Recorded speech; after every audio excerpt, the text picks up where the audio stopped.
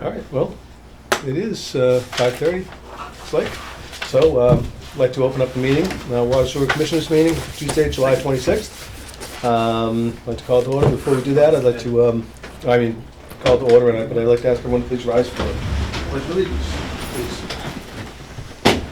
I pledge allegiance to the flag of the United States of America, to the republic for which it stands, one nation, under God, indivisible, with liberty and justice for all. Okay, thanks, Sandra. Welcome, everybody. We'll get right into it. The minutes signed. Yep, I went through them, seemed fine to me, if you guys are good. Which one was I there? From last week, it was, you were half here remotely, kind of. Okay, yep. You good, Steve? I am. All right, I would like to move to approve the July 12th, 2022 meeting minutes of the Town of Norton Board of Water and Sewer Commissioners. A second. All in favor? Aye. Aye, very good. Thanks, Jim. All right, so we all set with minutes? I think that's the only We ones caught I up? have. That was Okay, it. I just need to Yeah. make sure we caught up. Okay, thanks. We're good. All right, superintendent's updates. Did you want to go out of order, seeing as Tara has an That's fine. appointment she has to make it to later? Yep, If that's okay. I have no problem with that, absolutely. Wow, all right, I get to go first. See? Thank you. We do like you. So we've been working a little bit more with DEP and obviously the water department and the water quality. We're getting additional samples for TOC and other parameters. We're just getting another round or two, I think, left to go, and then we'll be able to put together our report to DEP on our recommendations. This is all in response to the initial TTHM exceedance that we had at the Yep. one location up Right. in the far corner. And the whole goal here is to also link this with our request previously when the plant went online. We talked to DEP about lowering the original pH level that was recommended.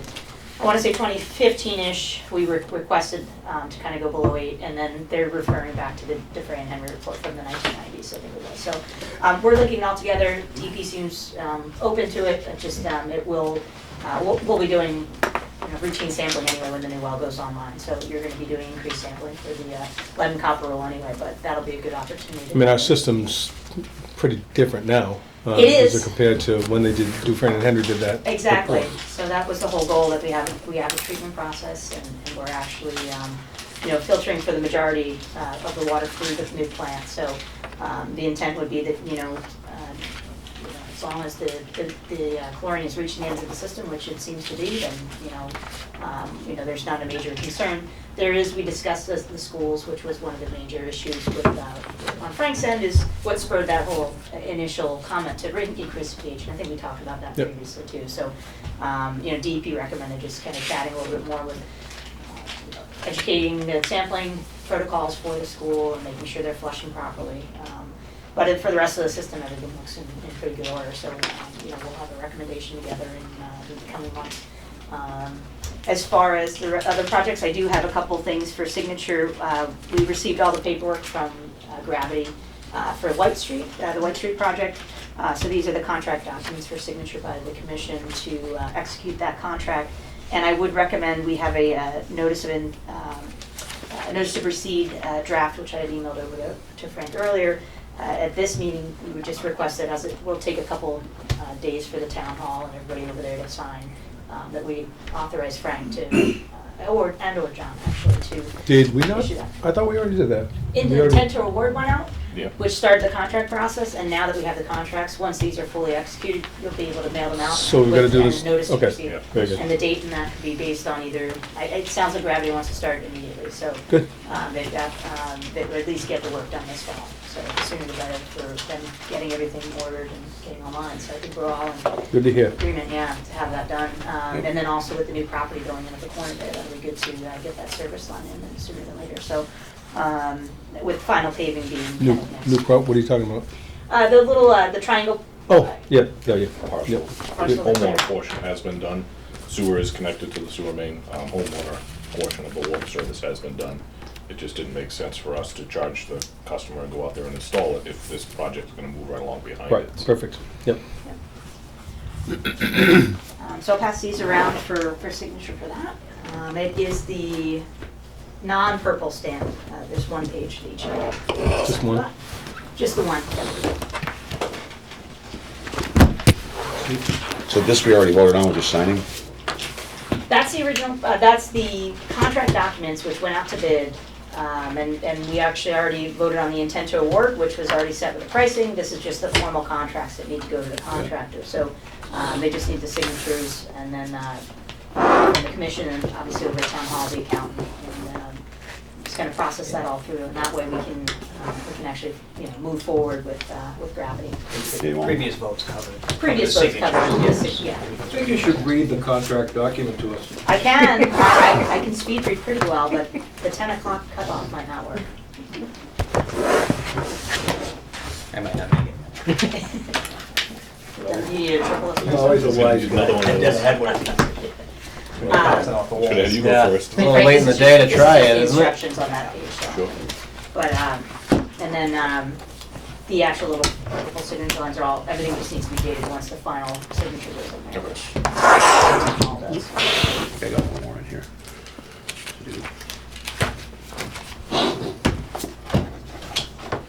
And so if the board would like to vote, at least to authorize John or Frank to sign the notice to proceed, depending on who might be here in the next week or two, when, it might be the next week anyway, by the time folks are on Once we vacation. get that back, hopefully. Yeah, but, Is that just the accountant needs to sign this, right? Not the clerk, I don't believe. I think that you have two town hall He's gonna find signatures out. in this one. Okay.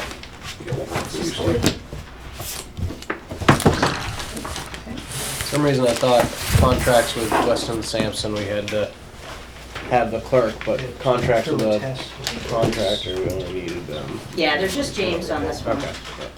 And we've been using the same contract form the last That's several good, Jim. for, if in This case was you all wanted to set? send to town council, there's always that opportunity, but I think in the past, we've been using approved documents. So they have their pipe and fittings and everything they need? Last I talked to them, they had the majority of it, and that was 3 weeks ago. So then they were telling me they wanted to get started. They did not want to wait till next year, so Nice. Neither do we. that's their intent. So are they putting ductile in, or I know we just voted on, No, all of our Yeah. projects will still be ductile Okay. unless, Unless we can't. right. Yeah. okay, We're still working on final wording for that plastic high-pressure pipe. okay, A little bit more investigation went on. Originally, we had talked about the product name Blue Group. Yep. There's different classifications that go along with it. With the pressures that we run, we want to be at the higher pressure. Isn't the C900 and that encompass, the The Blue Group's C900 just a nickname, really, Right. isn't it? Yeah, okay, So the C900 is 905 and 909. yep, We more than likely are going to require just the 909, That's which what- I yep. can't remember what the new terminology is on it, but It's PVCO, so it's molecularly We use oriented, 901. That's it. PVC, and Yep. it's a better product. yeah, In that's the what long run we, for the pressure. that's what we class. require, yeah, Yep. yeah. So we want to stay as new That's as good. possible, and, Yep. it has a little bit flexibility to it, so. And for smaller diameter pipes that you'll see for your developers, it's a good size, you're not gonna But see. for this something job, it's like ductile, 16 or okay. 20. Yeah. Yeah, and Yeah, this that's is, fine, just, for the majority, it's an alternative for your developers, and I think the intent was to leave hopeful deep ductile iron, because that's what your staff are all familiar with, so. But this will be copper, surface lines as well as ductile iron pipe. And it's 1,000 feet, so it's knock on wood. right, so we need to, So what do we have to vote on exactly? To authorize Frank and Frank John and John. to sign the notice to proceed once the contracts are fully executed. Notice to proceed, okay. you wanna read, I'm from sorry, that? Yeah. yes, notice to proceed. Yes, sorry. Okay, can I read off that, or? You wanna give a notice. Gravity Constructions, they're on the top left. Okay, I would like to make a motion to authorize Superintendent Frank to sign the notice to proceed for the White Street area water main improvement contracts And for John. gravity construction. And John. And authorize Frank and John Harrop also, You know, and/or John Harrop. second, Did I get that right? All in favor? Aye. sorry. Very Can you good. sign this, or? Nope, That's just for you. that's just a draft, thanks. What's the construction time? So we actually gave them 365 days in case they were not able to have pipes, so they can still get it done by next summer. Okay. But, Sounds like he wants to get on it fast. He We wants to must get it have- done He and- must have the majority of whatever he's got. Good. That's great. when we initially Yeah, that's started awesome. bidding, several contractors indicated it would be anywhere from 6 to 12 months for pipe, so. And then, so in conjunction with that, I have an amendment for Weston and Sampson contract with White Street area water main improvements. I emailed this over to the commission earlier. This is just to add on bidding and construction office and field services for this work here. And it's assuming that we are gonna get everything completed in the next several months, except final paving, so. And that's just in the last page here, and that would require a vote. The total contract amendment would be $60,600. And it's amendment number 1 for the White Street area water main improvements project. Sure. Okay, Want to read yeah, let me just it? read off Easier? there, so make it a little easier. And Okay, I move to approve Amendment 1 to the agreement for engineering services between the town of Norton and Weston and Sampson for the White Street area water main improvement projects for the amount of $60,600. I second. All in favor? I have a Aye. question. Aye. I have a question. Is that all right? Yep. Is this full-time resident Yes. construction? And, okay. And what do you envision for the length of time once it starts? What we've estimated in there is 26 full days for us to be on site, and then if they need more time, we'll discuss it. But sometimes we've actually, depending on what the work is, if they're just, if they've already prepped for paving, if they're just milling, we might not come down. So we try to, not charge if we need to. We may not be out there, but for the most part, for open trenches, we're on site all the time. So if you're out there, does the water department also out there? We would spot check if they're out there. Typically, we're on site anyway, just going by the area. It's such a well-traveled road. But if we have them, as we did at the water treatment facility, it wouldn't be something that would be on site all the time. And obviously, opening and shutting valves is done by the water department, Correct. period, right? Yep. Okay. Yeah, we do not allow the contractor to touch the valves unless it's their own valves they've installed. Okay. Thank you. Sure. Now I'm ready. Boss. Sorry. No, it's good. Questions are good. But that's, all in favor? Aye. Yeah, aye. So we got all signed this then? Yep. Yep. Here, you go first. Just here, Tara, and anywhere else, just on the back? Yeah, so there's 3 signature lines and a date. And the last page of each of those is the signature page. Made it really super easy to just flip it over. Gotcha. You just gotta enlarge the print. Oh, okay, there's a- That's it. I know. We could print out 40 pages. We could. And then as far as, I don't really have too many updates on wells 5 and 6. I think they're still, mobilizing here and there, popping in some of the materials. We do plan to set up a pre-construction meeting in the near future. I've kind of mentioned that a few times. We're still waiting for the schedule from them. And then as far as well 4 goes, nothing's really changed in the last 2 weeks, so we're just waiting for the driller to give us official start date for them. And then I think I don't think there's really too much else going on. We talked a little bit about lead service lines, and we've been talking a little bit about GIS improvements and looking at possibly linking that. And then I know that you've had some recent discussions with the fire department on some of the hydrant labeling. So, we figured it might be best to set up a meeting with the water department and the fire department too. Talk a little bit about the unidirectional flushing that we had talked about in their original signed contracts from a couple of weeks ago.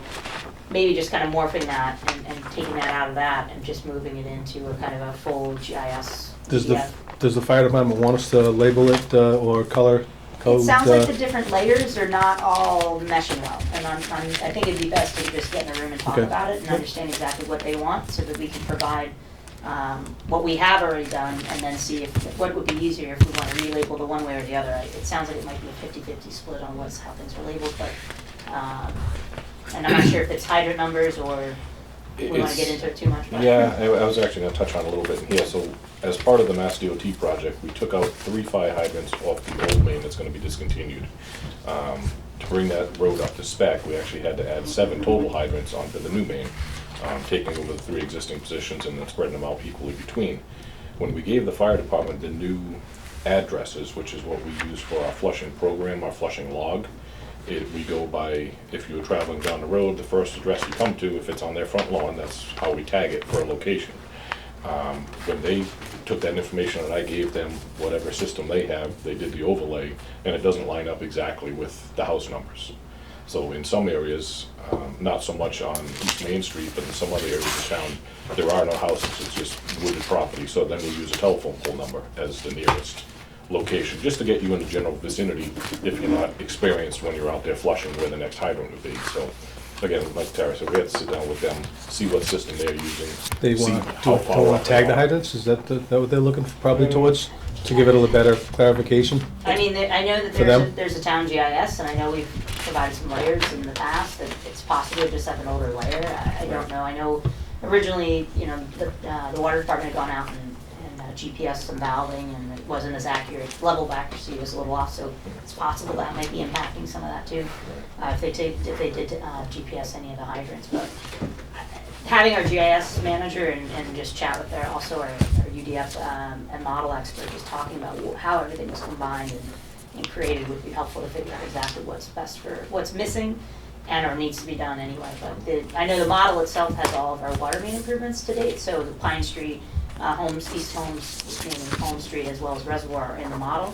I don't believe they're in the GIS yet, so, but that's all recent, the last couple of years that we were talking about doing kind of a system-wide, and we also wanted to talk a little bit about the UDF anyway, just with how it's been running, unidirectional flushing, sorry, I used too many acronyms here. So the GIS person you're talking about is within you guys, right? Yes, Okay. yep, I don't know if they and of hired course, some- if there's anything that is sewer needs to be done on it.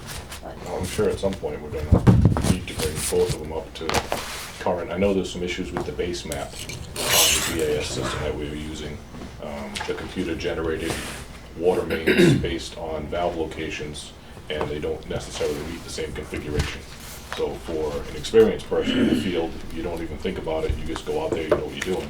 You get somebody that's got a little bit less time in the system, they go out and they hold that as gospel when they show up, and it just doesn't make sense to them. So if we can change some of the base maps and stuff, and that's stuff I was talking with Ben about, just to see if we can get a different layer of accuracy on there, where it's been quite a few years since we did the original one. Yeah, I mean, that, you know, we started with that base Yeah. map, so it's aged certainly, and you have the treatment plant now, and you've got a couple new larger pipelines that have gone in, especially for the GIS, at least, would be beneficial. So we just kind of want to, you know, figure out exactly what the potential wants are and needs, and break it down and have some costs associated, and let you know what you make some decisions, informative decisions from that point on. I did have a question. The contractor, Dankers, did reach out and asked about the payments, and it sounds like they heard from town hall checks were cut but weren't mailed yet. I don't know if you guys have heard anything different, if they were actually going to be They issued. should have went out, I believe, the Friday before last. Okay, Yeah, they so were. maybe it was in the mail and they just. It's very possible. We have actually had some complaints from residents trying to pay their bill that they were getting late charges because it was taking longer than a week in the snail mail for the payment to get to the center where we take and do our processing and Reading. So, you know, there are still issues with the old style mail out there. Okay. Hopefully that's not the case, but. I'll check in back in with them and just see. I know it came in Yeah. last week, so. Yeah, I'll definitely. check in. If you hear that they haven't received it, we'll follow up with town hall. Okay, all right, great. The other, I did have another contract that I'd sent in. It's for the fiscal year 2023, general engineering for the drinking water side of things. This is our standard annual contract, kind of a as-needed on-call services contract that I also had emailed everybody earlier. So, and that is in the amount of $50,000 for meetings and developer review assistance and pretty much anything that we don't have a standard Same as last contract year's, for. more or less, Yep, right? every year this is pretty Yep. much the standard, and we need it all, we use it, but if not, we don't. So it's a time and materials contract. Okay. Yeah, but You guys got any questions about this? I do. How many, what would we build out from last year? We actually, for water, we've gone over because town accountant wanted us to increase, actually charge that job number instead of opening a new one for the water quality work that we've been doing the last several months, so. To date, we were around 40, without that work, we probably were around 40. I think it's about right. I think there was 10 or 11,000 left in the line item, because the work for the water quality was done in the previous fiscal year. Speaking with the town accountant, he agreed that we should pay for the services with monies that were available at the end of the year. It required overrunning the original line item and taking money from the second line item for professional services to pay out that order that came down for that, which I believe was 42,000. 42.6? Right around there, yeah. So. Thank you, I wasn't sure you knew the answer. It was a trick question. Trying to stuff me. Trick question. Wow. I know fiscal year end, I had a lot of invoicing that went out, so I got to try to keep an eye on it. But we made sure, because that was one thing that was going to be over the 50 if we added that all in. So, and then we do have a meeting. Actually, we'll talk about this. We'll go for that one first. I'm ready if you guys are. I am. Okay, I would like to move that we approve the agreement for general engineering and consulting services related to municipal drinking water issues and assignments for fiscal year 2023 between the town of Norton and Weston and Sampson engineers. Second. In the amount not to exceed $50,000. Second. All in favor? Aye. Aye. Now, that one I think needs 2 signatures on it. I'm pretty sure. Never know, they don't know down there, One so. of these will. That one, I think there is an attest signature line, correct? And if you don't need it, we don't know. Yeah, I'm pretty sure it is. Everybody likes to have it as standard. I think it needs a signature and a stamp.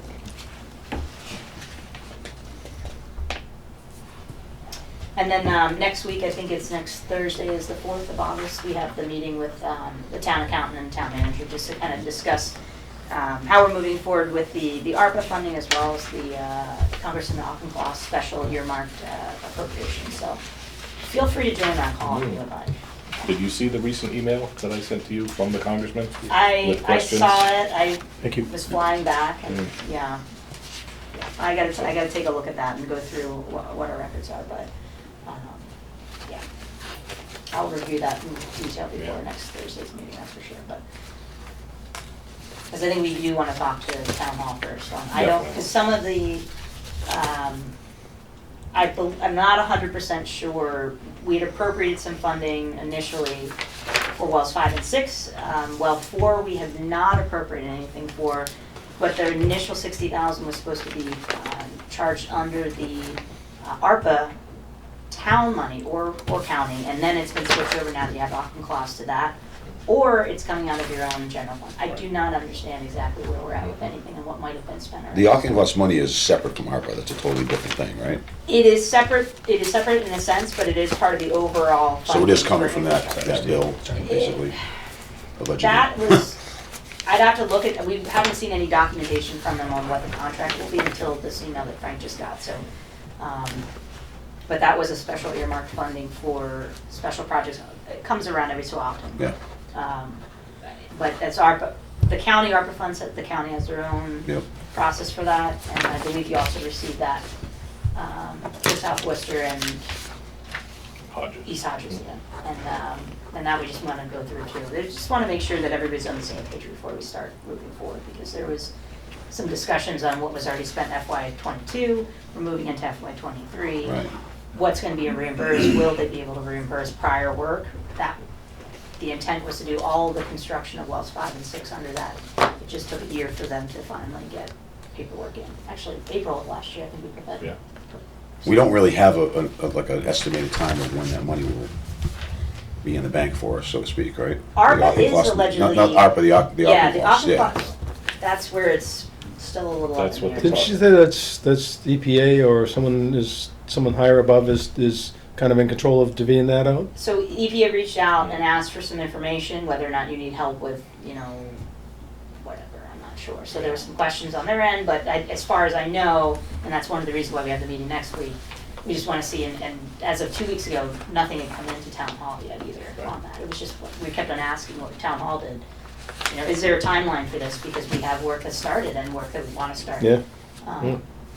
So that's, I think if I could just make a comment about this, I seriously think that we should assume, keep obviously going the motions, keep trying to get this Auchincloss's money, but until we actually get it, I think we should assume we're not gonna get it and go forward as if we don't have it.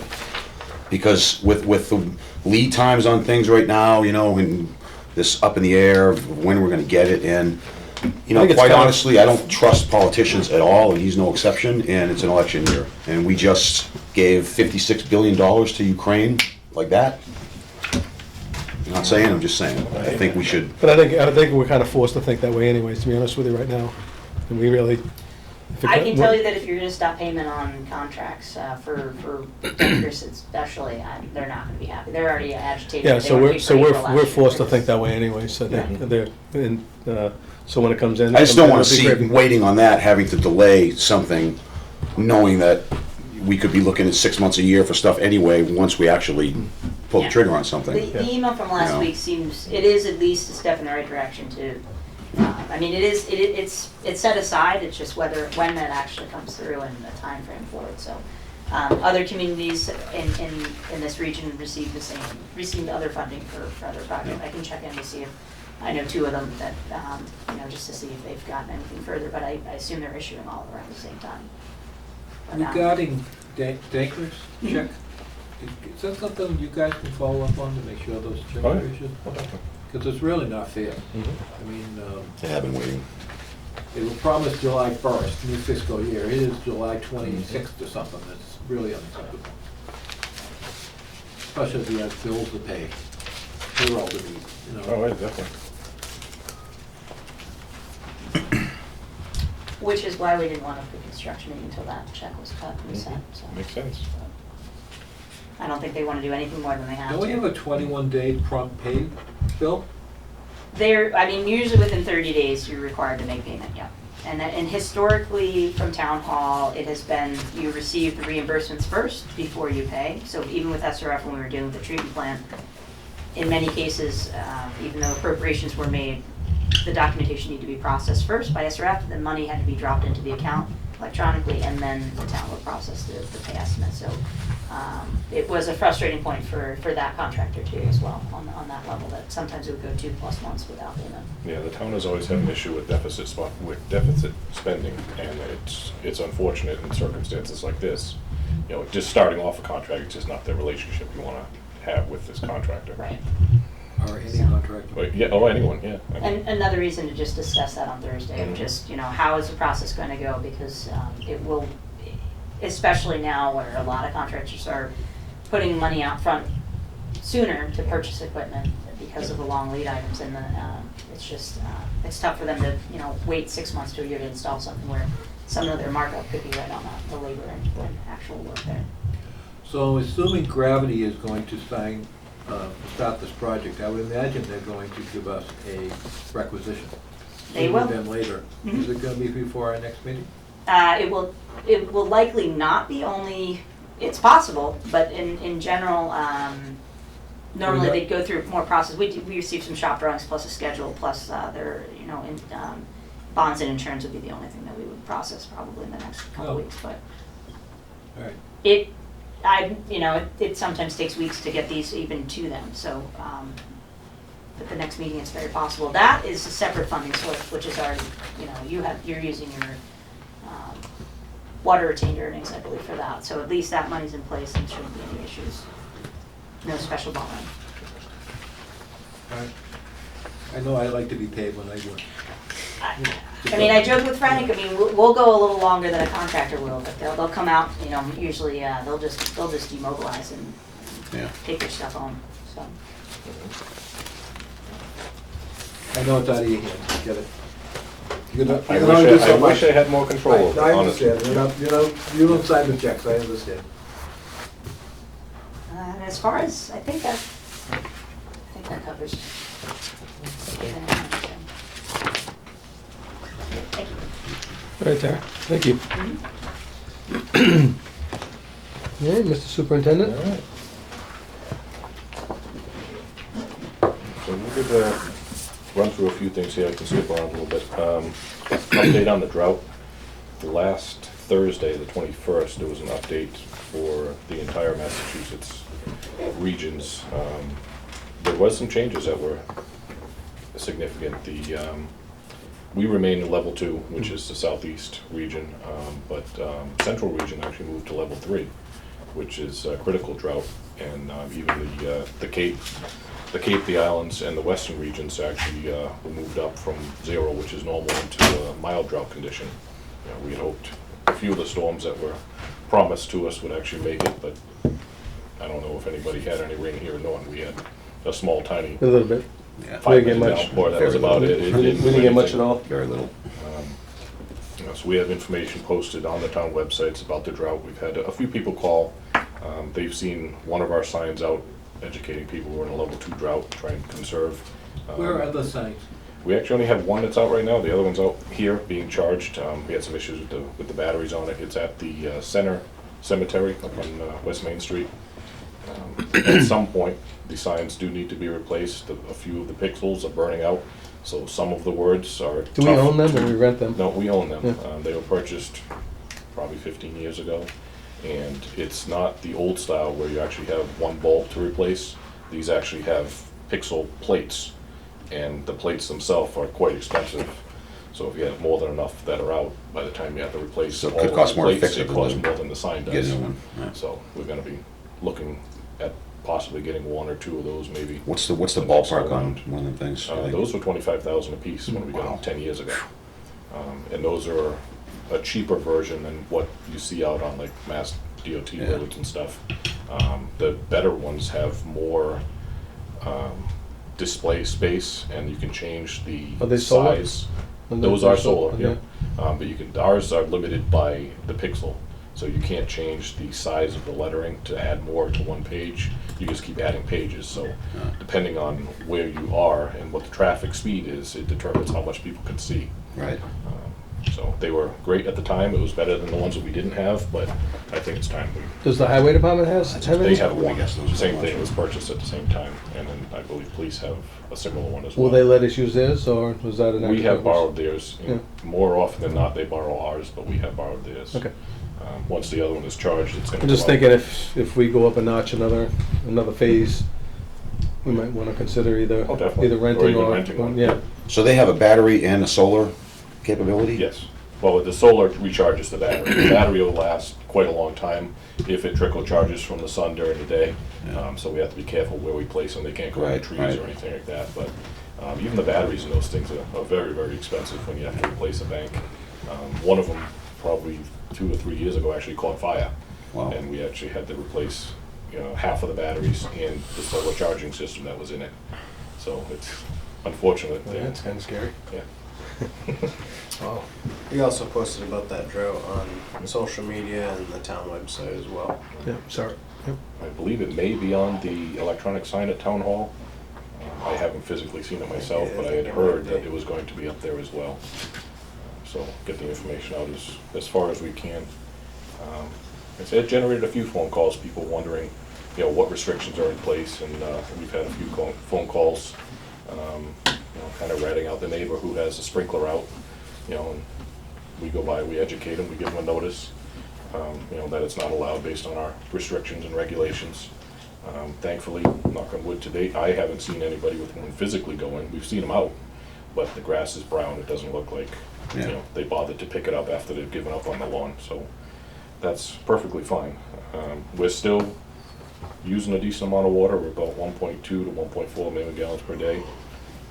Doing pretty good roll in the tanks, using storage where necessary, and even finding time to give the water treatment facility some downtime, and we're doing backwashes on the filters and stuff. What are we running now a day? How many hours approximately? I wish I could tell you, because it varies, because we're running the storage in line with it. Yeah. So because we have temporary well 5A on full manual control, we don't have the computer control for 5. So at 5, running 500 gallons a minute, we have to juggle our storage so that we have a place to put the water so that the treatment operators can run their normal shift. So during the morning hours, we'll run a couple feet out of our storage along with wells 1, 3, and 4, and then bring 1, 3, 4, and 6, and then we'll bring 5 in later in the day, and then sometimes we switch it up. Okay. But in order to keep everything moving and have the turnover in our storage, we don't have many options as far as runtime. So, you know, if we had anticipated having some rain, and then we could have taken offline and run through a good batch of our storage and give us plenty of run to use and dump into there. But obviously, Yep. we know how that works. Yep. My dance isn't good enough, apparently. So oddly enough, I mentioned that that 1.2 and that 1.4 is under normal circumstances. So we had 2 unauthorized flow tests that were performed in the past 2 weeks. The first one happened on Wednesday, which was 7/13. We were notified here with the frantic call from the water treatment facility operators. It's funny when you think about it now, but it wasn't funny at the time. But we noticed 2 drops in both the elevated tanks, a couple feet. Typically, a response like that is... Where was that particular one? This one was actually at... Plantation. This was Plantation Products on South Washington Street. It's not called Plantation Products no more. It's Green Garden Products now. Okay. So we started looking initially for a pipe malfunction, and then it kind of dawned on me that earlier in the day I'd heard some chatter on the fire radio that they were doing some electrical work down at this location. So we directed the foreman just to swing by that area. It's also where most of our commercial properties are in Commerce Way. And sure enough, he pulled in and they had all their fire flow equipment set up to the sprinkler system, and it was pretty obvious that they had flowed a decent volume of water down. Were they doing it themselves, or do they have a company come in and do it? No, they do it with a company. So the building owner hires a fire suppression company. Unfortunately, because of cost, most of these places shop around and they find the cheapest people to get the work done. Do we know what the company was that was doing this? Oh yeah, I mean, we called them, we were on site. It was Encore Fire Services that had performed it. So they were shut down. And they've been around. That's not a fault by Encore is them. not a new name. No. Yeah. I've heard of them. Yeah. You know, so they were shut down by the acting foreman at the time. Told that the supervisor has to call the office here directly. We had actually reached out through a contact that we had in-house. Somebody doesn't work there anymore, but I was able to get to the office, basically explain the whole situation to them. You know, Did they not know? they're saying there was an issue with staff being switched around from a different location because the original person for this area was out with COVID. Obviously something that I can believe, unfortunately, knowing how many people have had it, but it doesn't change the responsibility of the No. suppression company or the building owner just because you have a That's someone change in passing the buck, staff. so they don't want to take the blame. You want my personal opinion? They should be fined. Mhm. They really should I be agree. fined because this is going to continue to happen. Mhm. And I mean, and the residents have every right to be very upset about this. We try so hard just to do this thing right, and you get situations like this that actually Mhm. just destroy everything that we've done. Oh, definitely. Yeah. I mean, I made it clear to them that, you know, in the least, they would be charged the $250 fee that we typically charge for being on site, Right. allowing them to perform the test, which covers the water wasted during 90% of the tests that we perform. And I also told them that they are subject to fines from the board for unauthorized use of water for a flow test. I think, I agree with Steve, I think there should be, because if there isn't, then they can just, every time, not say anything, oh, sorry, here's your $250. And it just You know, loses, we lose There's no our incentive for them not to credibility. do that. Exactly right. And we got to start somewhere because this is this is just the first one we're talking about. We had another This one. is the first one, this is the small one. Yeah. So the This- second one. This one is the small one? This one is the small one. This This is the one, next one, I think. we didn't receive any calls, it was more of a scare. And, you know, we dealt with it, obviously it was an impact to the storage. But knock on wood, there were no calls that were generated from it. The second one happened on Tuesday, 7/19. Same scenario, notified by the Leonard Street, treatment right? that there was a drop. This one, I had a call into the fire department, and just to verify there was nothing that they were doing going on. Obviously, we didn't anticipate that they were doing any testing, but wanted to make sure they weren't actively fighting something, you know, and then we could obviously change the system, the way we run it, and put the boosters on. Sure. They indicated they had nothing going on, there was no testing that they were aware of. We received a call back shortly, I mean, within minutes, that they kind of gave us an idea that we may want to head down to Leonard Street. So the fire department, from what I gather, has some type of panel or computer system that they can look at and monitor all of the fire systems in town.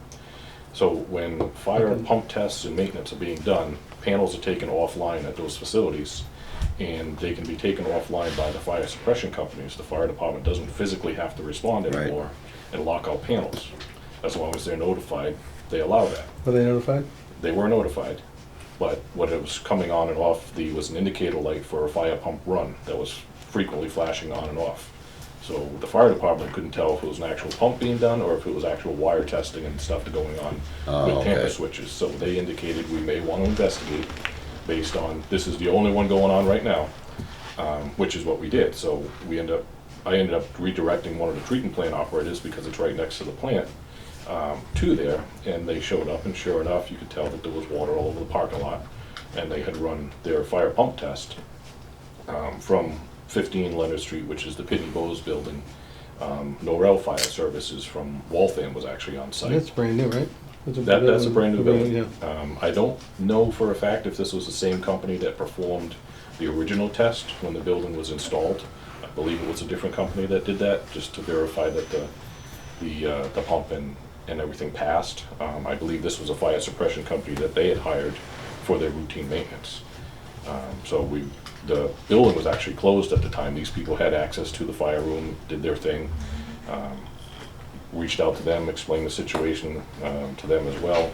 Again, they're not from around here. They're saying, you know, they knew nothing of the regulations, but, you know, I kind of. We can't be the only town I that can't- requires that, right? I mean, Mansfield does not require, they really? would never Right. let anyone flow anything like that. There's no town that would allow that. I don't know of They any just- towns that wouldn't want to be notified. You know, if it's an emergency, yeah, we can suck it up, we can deal with it, we can make changes to the system, but to just have basically free reign to do whatever you want as a fire suppression company. I think this is, During a drought. Yeah, During a drought, yep. I think this is the one I heard a lot of flack from. This one Yeah. created some issues. So we were performing our maintenance. We had the water treatment facility offline to do filter maintenance. So when this test went off, it pulled water from across town from our booster stations. Total reverse of flow. It really, it messed up stuff back to the way the old days were. You know, we had calls coming in on a regular basis. We had guys out. We had our treatment operator, our secondary operator was out till I think 6 or 6:30 that night. Also checking back and forth with the plant while he was doing flushing. And our on-call technician from the water department himself was out till 10:30 that night flushing. So this one, not that either of them are any better than the other, you know, but I think a fine is justified for both locations. I actually 100%. totally agree with that. I mean, we've got to do something. We got to be proactive on this, because they're just going to keep on doing it. Especially if this guy doesn't understand that towns don't allow this. He'll know next time. Well, what do we need to do to implement that fine? Is this something we have to vote on, or? We have it in our regulations, so under, Okay. I have it written here, under section 5, 12.1, first offense is $1,000, plus water used and any personnel expenses if necessary. You know, on top of the cost of the test, which is $250. Subsequent offenses, if I remember correctly, I think it goes up to $1,500, and then it can be termination of water service. But the question that I have, and I know John and I have gone back and forth on this, and I think everybody should, you know, come up with a solution on this. Who receives the fine? Is it the fire suppression company that actually performed the flow event, or is it the business owner? I think it's gotta be and the they business go owner. after the fire suppression company that they hired. I it's think gonna it be makes the sense to business owner, but at the same time, the fire suppression company they're hiring is basically a consultant to come in and do their work, and they should know the rules and school them on it. They should educate themselves for the time. But that at the they're end of the working. day, the financial responsibility, I think, yeah, makes. Just like a water bill. And the business owners are the ones who receive the The letters. mailing stating what Correct. the. Yeah, so we had a letter that went out in the end of, I believe it was November or December 2020, same thing in the fall of 2021, and we had anticipated on sending out a third letter this year as we entered the fall. I think the business owner, in my opinion, I think the business owner's gotta be responsible for this. Yeah. Well, in the event they continue to do this, we shut out their water. Their service. water goes off. Not Yep. the- Yeah, I mean, that's I don't true. think we have any leverage. The, to go out. the company comes in, they're gone, they don't care after the Right. fact. Yeah, they have the You know. contract with the fire They can pass it suppression along to company. them. Right. Yeah, you're right, I mean, they're the ones that, We had they're your leverage, customers. Right. They're your customers, they violated your rules, Yeah. That makes and sense. they're responsible for the people. But that I would, hire. I would fine them both accordingly with time, and if you have to build a bill, I don't know. Yeah, we'd have to create a bill for the last test, where we had our guys out for quite a while, and actually calculate that. Because you guys had to work overtime from what I, They when I both were on last, overtime, okay, yep. but they both were, okay. The first event, there was no impact that was noticed, or at least we didn't receive calls. So there was no overtime, there was no after hours. You know, we had gone out. we That's did the over- one I saw on Facebook. That's the one The second one you saw. The second one. Yeah, yeah, the one on 19, the 719. yeah. Yeah, Yeah. because I had answered some of the people on Yeah. that. Yeah, I think we- you were out. We were out for quite a bit. No one asked me, though. What's that? No one asked me. No, I don't think you were here. No, you were in I think school. you were, yeah, You were in class. because you normally, can Right, talk but people no off the one ledge. and- Sent me a message or anything like that, or called me, or, Yeah. No, it's definitely something we've done so well for so long, to have two Yeah, in a week is just ridiculous. So are we currently doing testing of fire systems now? We have limited the fire services that we are providing, so we did actually have an authorized flow test. And with the drought management, we're doing it outside of the normal peak demand hours. So one New Taunton Ave, I believe it's Grace Church, or it was Grace Church, the building on the corner that's Yep. existing. The fire department has required that building to have a fire suppression system installed. So in order to do that, they were required to do a fire flow test of a hydrant closest to the building where they're gonna attach off the main. So that was performed, I have it written here, I believe it was last week. We were out at 9 or 9:30 at night, and we actually used that to our benefit. So prior to actually opening the hydrant with I believe it was Yankee Sprinkler that was on site, we actually went around, we grabbed some chlorine residuals from the area, Barrow Street, Taunton Ave, performed the hydrant flow test, and then the guy that was on call went back out, grabbed residuals there, just to help get an idea of the flow of the water in that area. It'll help us generate, less hydrants being flushed when we do our flushing program, if we know we can turn this hydrant and it pulls this street. So we had decent chlorine residual to start, and it was even better when we finished the flush. So we used it again to our advantage. And that also didn't generate any calls. but that's not, That's not a pump test. yeah, well, Totally that's also something that just came up. Yeah. They're selling the property, I'm assuming, or they're gonna do something with the property. They're modifying the use. So that's not a building that's decided to do, well, we need to do a test right now in the middle of August. Yep. Where we can actually say, well, if you need to do the yearly test, we can postpone it to October, or something like that, where it's not gonna, Yeah, so in years past, when we didn't have water available, even before a drought, we have extended the range of some of these required tests to either early in their quarter or late in their quarter. So each building has a requirement with their insurance company and the fire department to do routine testing of their safety devices. Obviously, we would prefer if it's not done in the third quarter, because it's, very effectful on the way we run our system prior to having well 5A. It's just not good practice to do it during peak demand or, obviously during a drought. If we go to level 3 in this area, all of that will go outside of normal hours, if it's 100% necessary. If not, it's gonna get pushed off. Again, I think I mentioned that before, we just gotta be careful about pushing them all off, and then we're gonna have back to back to back, Yep. which could affect water quality as well. So there's a balance. When do the drought levels update? Thursdays. Thursdays? I mean, I wouldn't be surprised to see this area go level 3, just because we haven't got the anticipated precipitation. Did you hear about Pembroke? I did, that's horrible. Horrible. What happened? They're just about out. Water? Yeah. Wow. Jeez. Yeah, and I know They have Attleboro's interconnecting in a now? bad They way, connected too. to other towns? I don't know I enough don't know about the it over there. details. I would have hoped so. Jeez. Yeah, That's scary. They're in a bad situation. That's scary. Mhm. One fire, Oh, yeah. Yeah. drain them. Yep.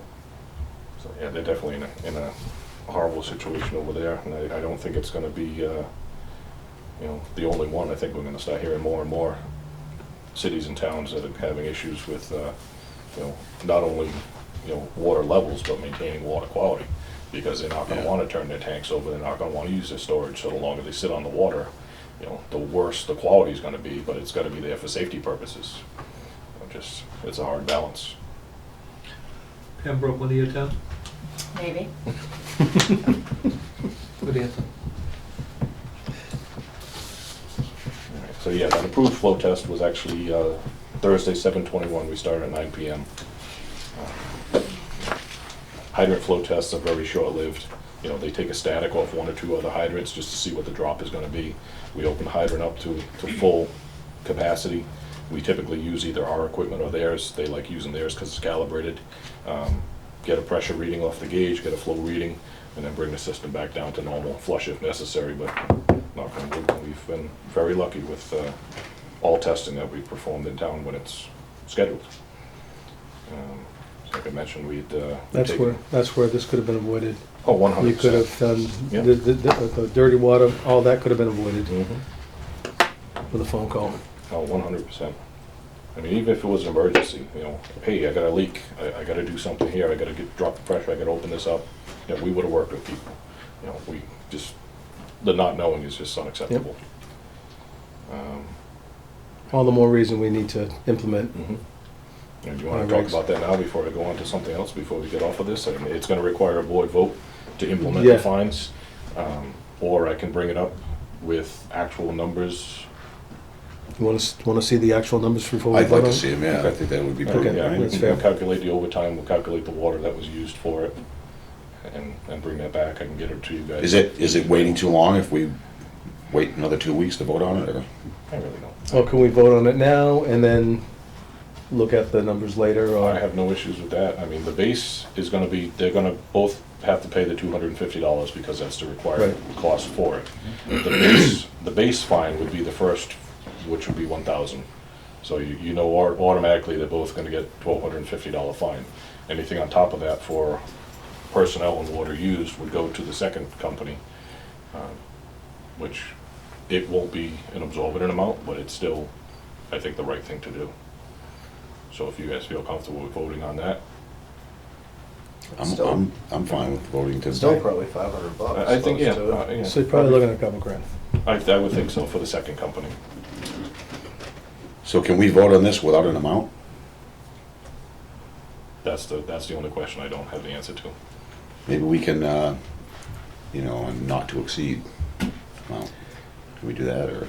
Well, we just don't know yet. I mean, you have a method to Yeah, calculate. you do have that, as- so we as can just per say, our as regulations. per the regulations. Yeah. Okay, fine. And then we could just, then he can make the jogging bill up as well, you know, then it wouldn't matter. As long as we've That'll work. voted on it, you can just send it. Okay, do we need 2 different motions, one for each company, or? I would believe so. Absolutely. Actually, it'd be one for each building owner. Building owner, yeah. So I need to know then what the buildings are, or what the, I guess just the address, Yeah, we'll do right? the address. Believe Plantation Products, you got your phone, John? I do. I believe it's 202 South Washington Street. Fortunately, I don't use physical addresses Yeah, much. And it was Green Garden Products now? Yes, it has changed to Green Garden. You could just Yeah, find it's them 15 Leonard. $1,000 and the $250 and call it a day. I mean, if you wanted to put a number in it and not have Frank and others waste their time putting a number together. Green I'm Garden just saying, Products, 202 South Washington Street. I'm sure you have other more important things to do. So the $1,000 is the fine and the $250 is what? The application the- cost. That's the fee they Fire should pay. Oh, that's the fee, right, okay. Testing fee. I think they would get the picture if we build them for $1,250 a Mhm. piece. So, I'm just saying. Sure. I get it, but I still think, how much do you think you approximately you working overtime, I mean, is it gonna be, I mean, you I had. guess to pull the numbers together and everything else, and they have to justify But Well, it. that's that's what what I'm, that's what I mean, I I'd just say keep probably- fine amount is I'd keep say it up, probably right? $500 between two operators. I think so. For the amount of time that they were out, I bet you're 5 or 600. I mean, it's Is not- the $1,000 fine, is that spelled out? It in the is. regulations? That's a no-brainer. All right, then that's Yep, that's that's a section no-brainer then, right? 512-1, first offense is 1,000. Pitney Bowes is at 15 Leonard Street in Norton. And that's Pitney Bowes. Correct. Okay, let's start with the first one. I move to approve issuing a fine to Green Garden Products at 202 South Washington Street in the amount of $1,250, $1,000 for the fine and $250 for the fee for an unauthorized flow test conducted on July 13th. I second that. All in favor? Aye. Aye. All right, and then the numbers are the same for the other guys, right? Correct. Correct. Okay, I would like to move to, Wait. What was the date you had for that second test? 13th. Second 13th? test was Second test 7/19. is 7/19. second one 7/19, the first one I did was 7/13. Correct. Sorry. Okay. I move to approve a fine for Pitney Bowes at 15 Leonard Street in the amount of $1,250, $1,000 for the fine and $250 for the fee for an unauthorized flow test conducted on July 19th. Second. All in favor? Aye. Aye. Aye. All right, that was I easy. think,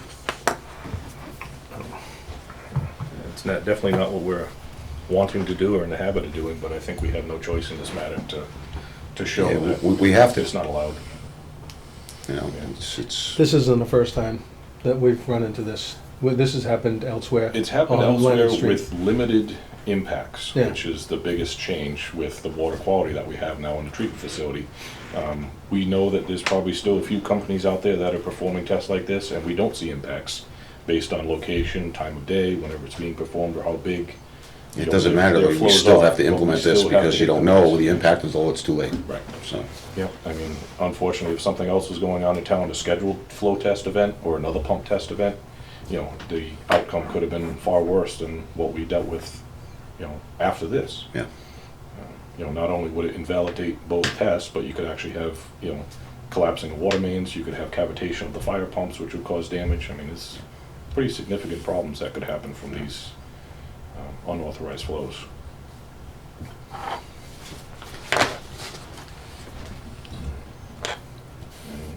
I have to put your way back cap on. So we talked about this probably a year ago, about the dry water mains in town. Oh, yeah. I actually went up and looked at them. Okay, so it couldn't have been, was it a year? It couldn't have been. No, it was, probably we went out in early, mid-spring. Okay. I was amazed. It's something that we still I deal don't know if with. you guys have seen it. No, So we had a call Painted from black. a resident, actually at Weatherall Way, which is one of the dry mains. It's off of Newcomb Street. And this person's lived there for some time and actually questioned why the hydrant is bagged out of service.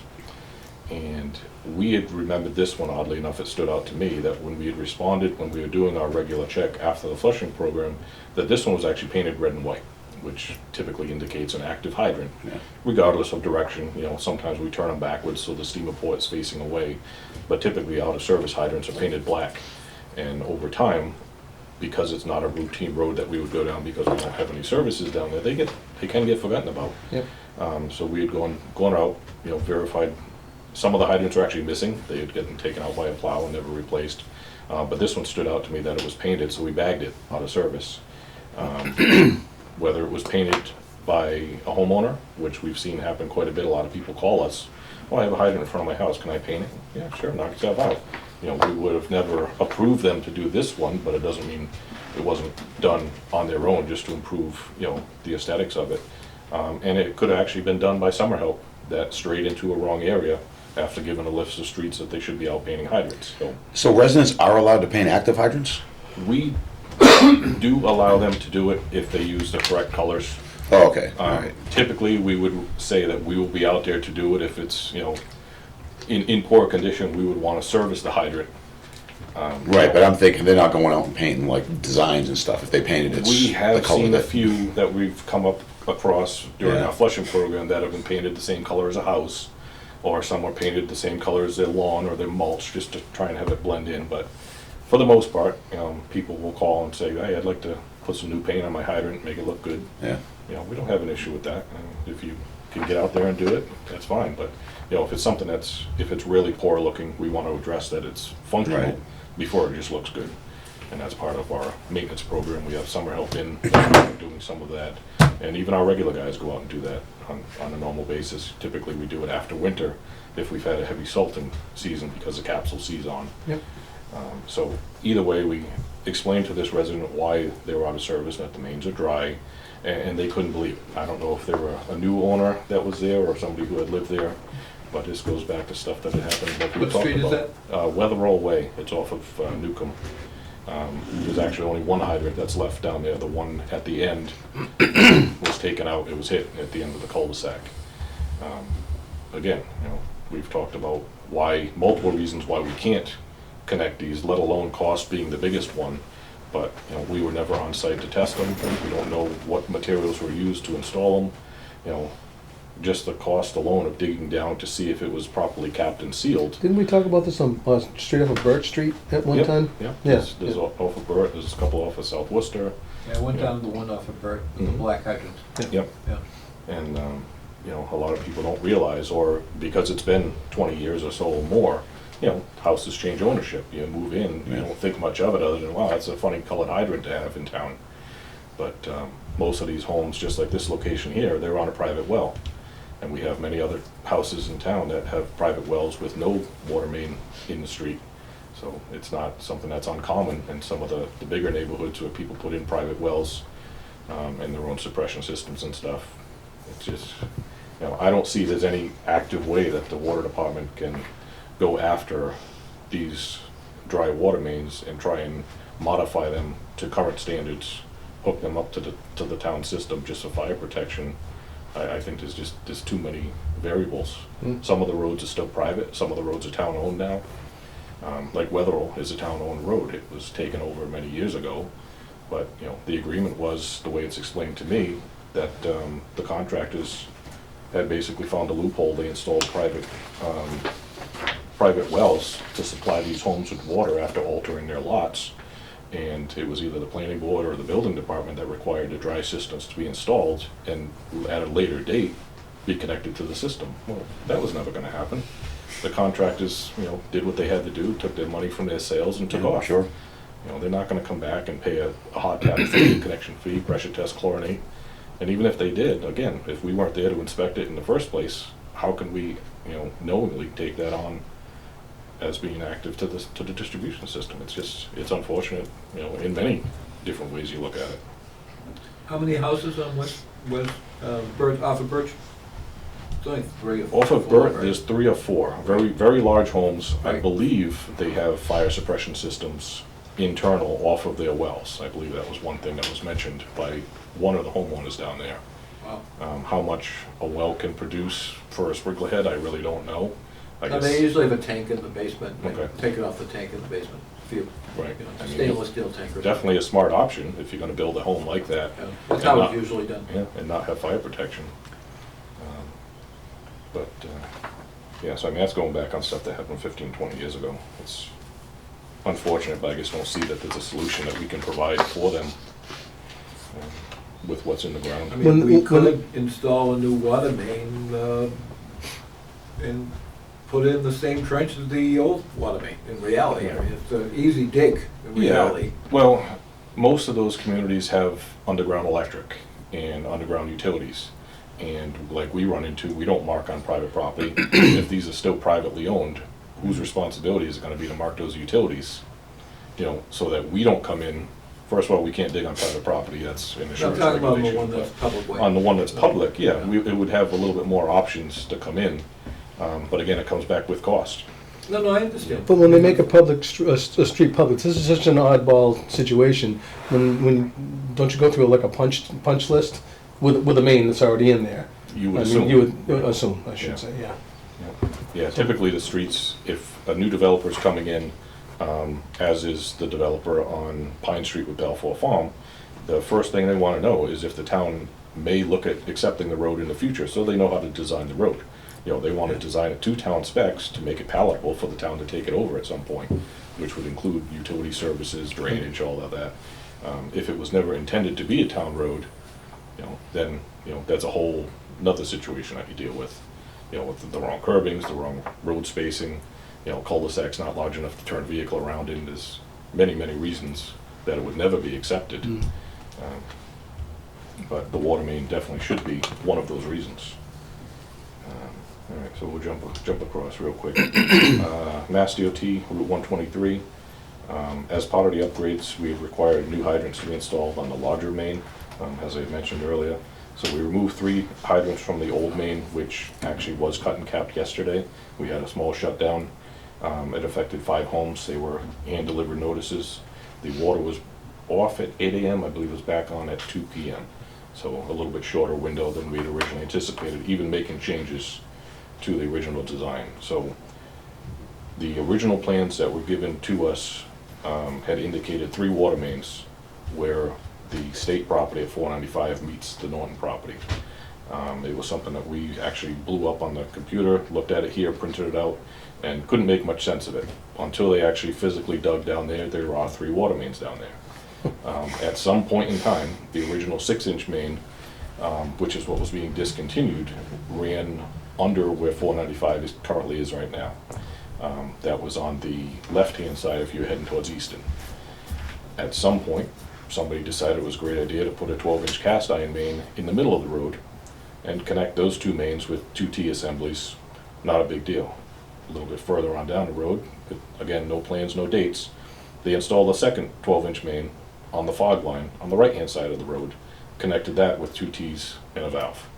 So where the 3rd main is cut and capped in the middle is anybody's guess. So we reconfigured the shutdown, isolated the 6-inch main, did 2 cut and caps on both ends, and we're able to still continue the loop through the 12s, going over 495, and continue it with the newer main on East Main Street. That's a project for a different day to try and determine. The maps that we have from the state indicate that the 2 12-inch mains connect on 495 close to the on-ramp, and it looks like they overlap. Now, the only other time we've seen something similar to that was at Pine Street, and it was actually a leaded Y, where 2 mains connected and went down to 1. So we can go out there, we can trace it, we may do some, the radar and see if we can come up with some solution or some idea, but that's years down the road unless it rears its ugly head before then. So like I said, we added 7 hydrants on the newer, older, larger main. We kept 1 hydrant on the opposite side of the road for flushing purposes, so now we have valves and a hydrant on either side of 495, which is something that was probably the second one we have in town. The Plain Street Bridge was the first one that we required that. Just in case for some reason there's a shutdown of the bridge, we can flush up to both shut-off points on either side. So definitely moving in the right direction. So the cut and cap that they did on the old section actually discontinues the water from 495 to Conway Realty. As a second set of pipe is done, they will be discontinuing from Conway to Elm Street. That's going to be the last phase after they tie over all the laterals, which will include fire department, town hall, and the highway garage, which is what's remaining. So they have to do pressure test and chlorination on all of those laterals going across based on the distance. And once those are passed, they'll do the connections. But it appears the water is going to be put on hold. They're focusing on drainage up there now. So we'll get back to that at some point, but it is still moving along at a pretty rapid pace. Good. Yeah. A lot of it is because of the changes that the board allowed with less modifications to the water main. Yep. So, hopefully, that 1 extra valve that we installed there, the 16-inch insertion valve, will never have to be used, but it's there, it's in place.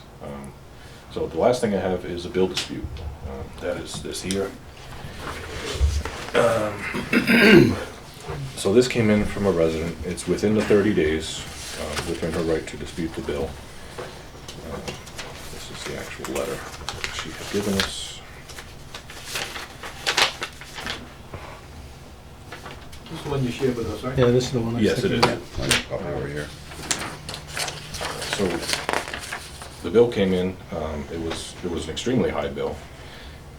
She had called the office, spoken with either Janice or Brooke, set up an appointment. We had technicians go out, do a free leak detection of the home. Excuse me, didn't find anything actively leaking at the time. Looking at the reading that was taken, a visual reading that was taken, we verified it with the computer reading, which was the same. She was on track to use a substantial amount of water more than she typically used in the past, but nowhere near the reading that was taken from this quarter. So the previous quarter, she was already up Yes, from Okay. the time. from that- what would be Yeah. normal? Yeah. So the quarter that she has in question right now is 3.7 to 6.6. That's That's what it looks correct? like, yeah. You know, she indicates that she wasn't home for a portion of that, and Steve that she Morris, had, I read it. she had neighbors, and I believe the cleaning crew come in, I believe that daily or weekly, and oddly enough, she mentions that they flush the toilets. I don't know if that's in reference to the cleaning crew, possibly cleaning the toilets, and they flush it when they're done. Just kind of thought that was an odd reference, but unfortunately, there is water and sewer here, which obviously puts the bill substantially higher than it would if it was just water. My concern is that the meter reading that was taken when the technicians went out shows that it's tracking higher than what the previous units ever were. Typically, the numbers here are fairly low. So something has changed. You know, the dynamics of the use there, something's different. It may not be this crazy high bill, but Yeah. it's something, whether it's a toilet that hangs up on, every third flush. That's what I'm wondering, if she had people going to flush it, if they flush it and walk out of the house, and for a week it's just sitting there. Does she have an Running. outside spigot that's connected that, sorry, Jim, No, that's right. that someone may be using? All these questions were asked, and without her being there for the full time, there's no way of knowing if Yeah. somebody didn't use water, leave a hose on. There's just a lot of unknowns. The next step would be, and it was mentioned to her, is that we would actually remove this meter, send it Yeah. out, have it tested with an independent tester. We would install a brand new meter in as a temporary, so we obviously accurately track the reading. If the meter comes back accurate, which thankfully any meter we've sent out has tracked accurate, she would not only be on the hook for the bill, but also the meter test. She's not okay with that. But that's standard procedure Right. that we. How often have we done that? Send a We meter out? probably do 3 or 4 a year. 3 or 4 a year, tops. Every single meter has tested in the homeowner's favor. The meters. Is it only when this No. happens and a homeowner brings it up to be Town's tested? It is Well, tested homeowners- correctly. Yeah, but It's in the parameters, Yes. yeah. it's in the homeowner's favor because it's wearing and it's not recording all of the water going through. Right. So it's never a high bill. We've always seen it track lower, so it's in the homeowner's favor. They're getting Meters more don't water for- overread, they right. underread, if anything. Right, they wear out. The parts inside are actually made of plastic. Right. Oddly enough, they still are. So the tolerances over time get bigger and bigger. Water can squeak by. It doesn't What's get the all level that it the would have to be inaccurate by for it to qualify as not being accurate? There is a You know, percentage. there's a percentage. Yeah, there is a percentage, I can't recall it, what there is a percentage. 98 is the goal. You should replace anything that's outside 95%. But I Okay, think, so I it's- don't know what your regs, if you have specific. It's not like it's 70%, it's. No, it's high, it's high. It's close. Yeah, it's in the Residential are 90s. typically 20 years, you're still reading 99% accurate, if not a little bit lower than that. It's like 105 to maybe. Yeah. And these have to be 95, initiated by the resident? Yeah, they have to. So the 3 or 4 a approve year it. that we've done have all been a situation like this where the resident's like, yeah, come and send it out. Usually when we say that if it comes back testing properly, they have to pay for the test, they aren't They don't very wanna do it. interested. Right. That's why we have an independent company to do it, because they're not gonna trust Yeah. us to do it in-house, so. How much is the test? The small meters are $75 now. Oh, okay, so it's not, the big cost is the high bill, not Is the bill itself, gonna be the testing of the meter. It's to verify the accuracy of the meter. It's supposed to put the resident at ease that, yes, this actually does work properly, but then again, it's a double-edged sword because now they're on the hook for Yeah. the water that went through the meter that they have no understanding of where it went. What's your recommendation, Frank? I would say we follow basic procedure, require the meter to go out to be tested, I agree. and wait on the results. There's no other options that we have. I understand that she's on a fixed income and everything, but for the amount of her bill is and the cost of sending it out, that seems like something that she would should want to do. Yeah, I mean, in the Yeah. event, for some reason, that there is an error with the meter, we are going to abate the bill based on a previous average. Yep. Both water and sewer, and we would pay for the cost of the test. So, it's just, that's what we've always done, and we've always had that option available. So the reads are correct, because she's also indicating that she doesn't think the bill is correct and it's a misread. Right. So those numbers are. reads are Trying to jive with the visual. Yep, we did a visual, visual and a digital read off the computer. They were accurate. And she knows prior to the last read was 6.6.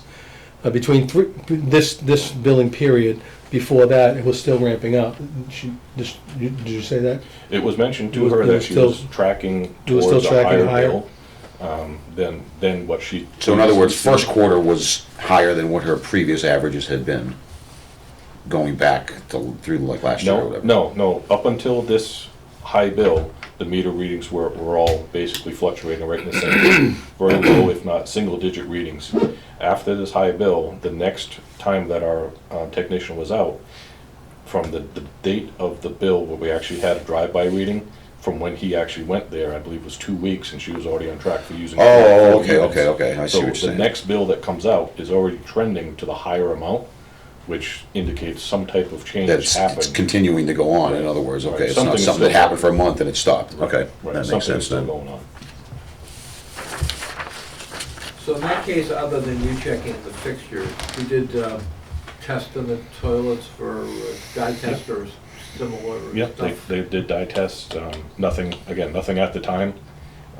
They did a perimeter check for outside hoses that may have been left on, could have burst, nothing that was obvious to the technician at the time. We've run across things like that where an outside faucet had been left on, or a hose had been left on and has been leaking, they don't realize it. And a lot of times, just from having a conversation with the resident, sometimes, it'll spark their memory. Oh yeah, I had this toilet that I had repaired, it was 2.5 months ago, and it was still in that billing cycle. Nothing out of the ordinary was indicated during the conversation with this person.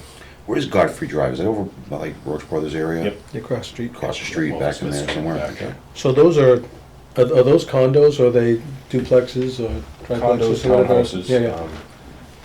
they are very similar to Red Mill Village, where they have additional bathrooms that aren't used very frequently. Most of those models there have a bathroom or maybe a half bath under it. Kind of looks like it'd be a closet under the stairs.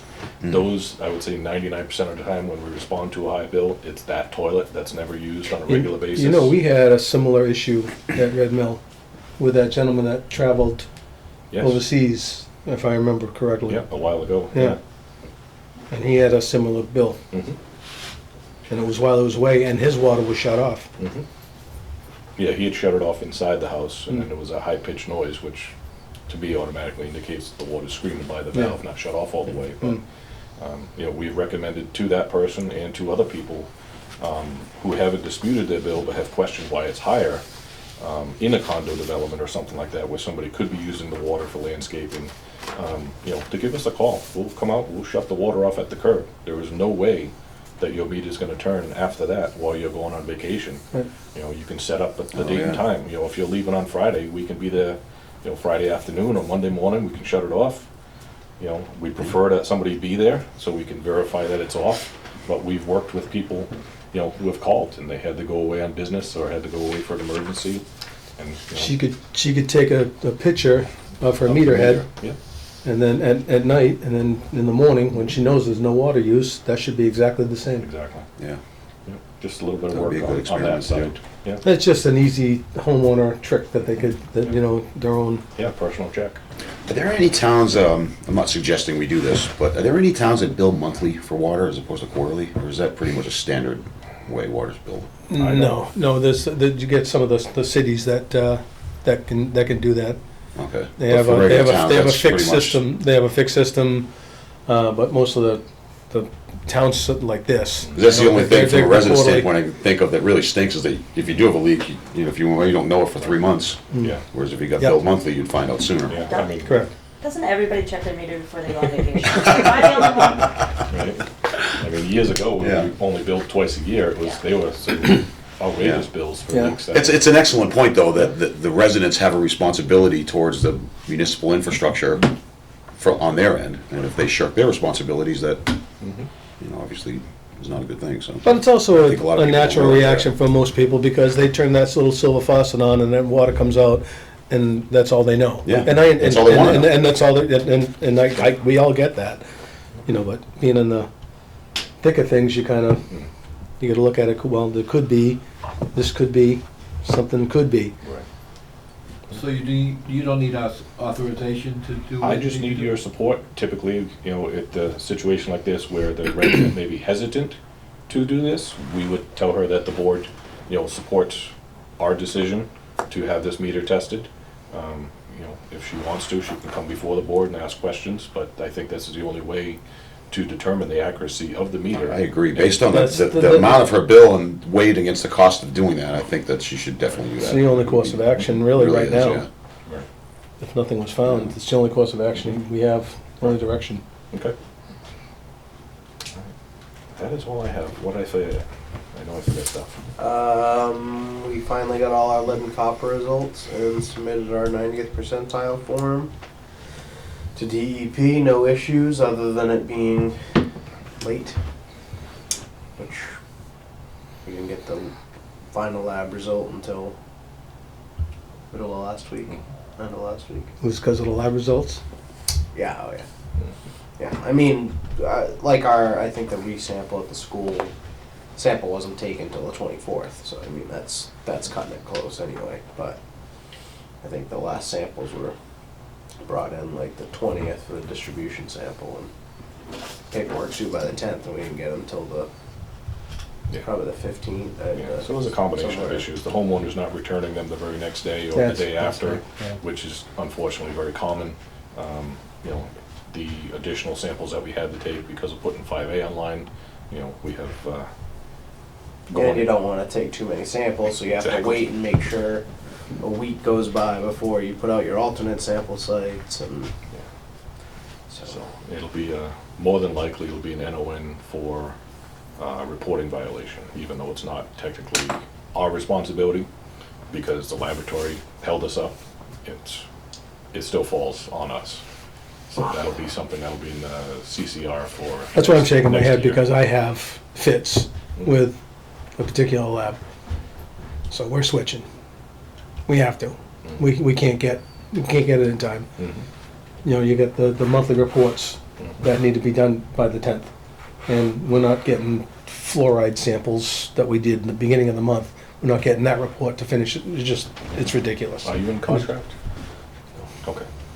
So we have a 3-year contract that hasn't expired with them yet. We may seek How far into that are other we? options. I believe we still at least have a full year to go. I think though, if they can't comply and get you to their, Reach. yeah, It that's, must be a termination clause, please. Yeah, it's probably more than one time, but It's unfortunate because we worked well with them in the past, before the merger. Agreed. They were Yep. the best lab around. agreed. Yeah. So, but we definitely also will be looking at options. We were actually gonna try a different lab for samples that are not on our Mass DEP sampling plan. The secondary samples that we're taking for the WQA and the TOCs are not contracted with them. We just go there because it's easy for us. It's, Right. you know, Sure.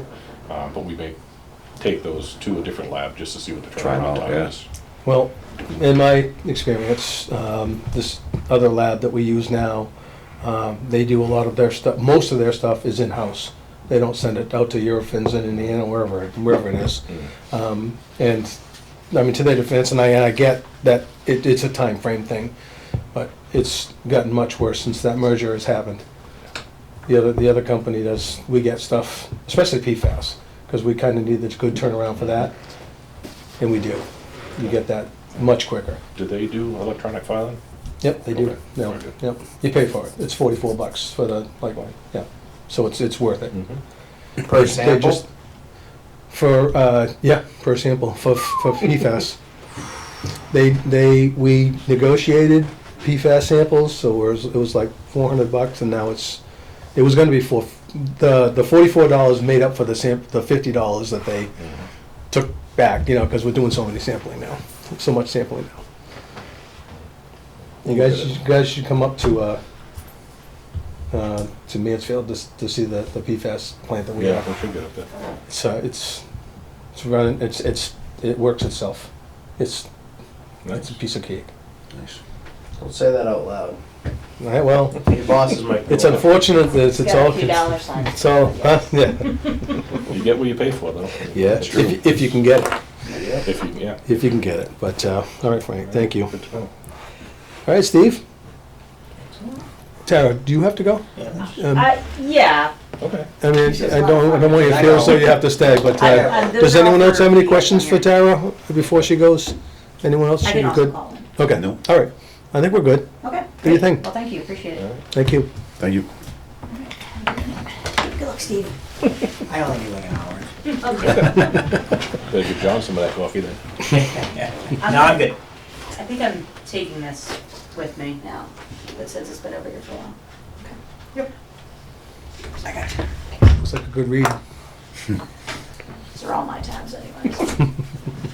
So just a few things for update on the wastewater side. Holly Road, Knollwood, we had the 90% documents. We had provided those before the last meeting. Frank, you had a chance to at least open them up, take a look at them.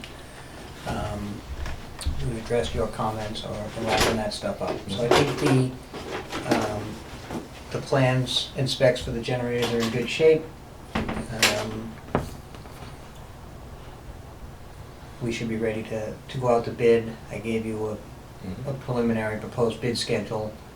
I assume that's something that we can work directly with Frank on as far as the timing of the bids. Right now, we're looking at, I've got this schedule here, and you can forward this to all the commissioners if you want as a draft, and it can be the final.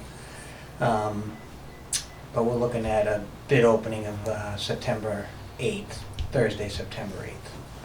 And just a few things that I put in my email, Frank, that we can either talk about now or later. I assumed that we wouldn't conduct a pre-bid conference for this. I don't think it goes to the level where there needs to be a lot of discussion. The documents should speak for themselves. It's basically just adding generators at the two stations. So, any questions that the bidders have, we should be able to address through that process, just Q&A.